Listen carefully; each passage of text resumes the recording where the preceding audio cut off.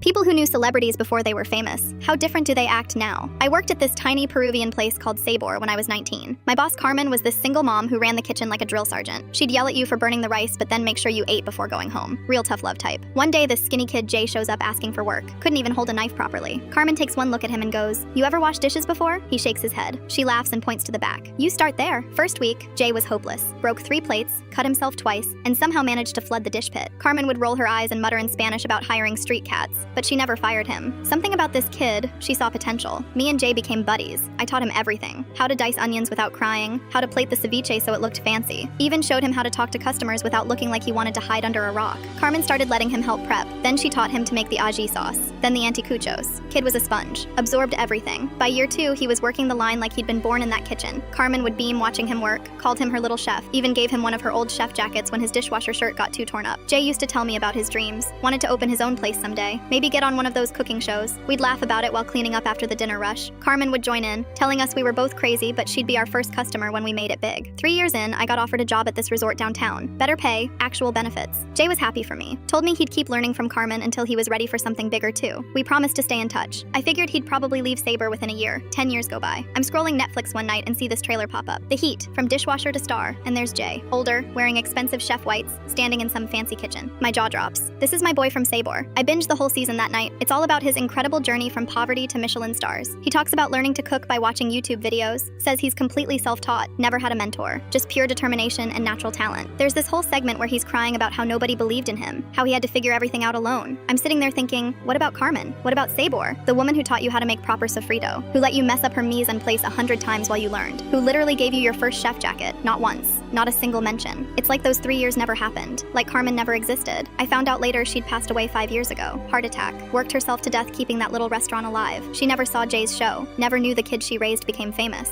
I couldn't let it slide. Sent him a message on Instagram. "Hey man, congrats on everything. Amazing to see how far you've come. Just wish Carmen got a mention. She'd be so proud." Message gets delivered. He reads it. Nothing. Radio silence. I try again a week later. "Dude, it's Diego from Sabor. Remember me? We used to work together." Still nothing. This guy who used to tell me everything won't even respond to a simple congratulations. Month later, I get this package in the mail. No return address. Inside is a check for $20,000 and a yellow sticky note. Just says for the coat. That's it. No letter. No explanation. Just money and a reference to that old chef jacket Carmen gave him. I stared at that note for an hour. 20 grand is serious money. Could pay off my car, help with my kids' college fund. But taking it felt wrong. Like he was buying my silence. Like Carmen's memory was worth $20,000 and a post-it note. I framed the sticky note, hung it right next to a picture of me, Jay, and Carmen from his last day at Sabor. 3 of us covered in flour, laughing about something stupid. Carmen's got her arm around Jay's shoulder like he's her own son. The check is sitting in my desk drawer. Still haven't cashed it.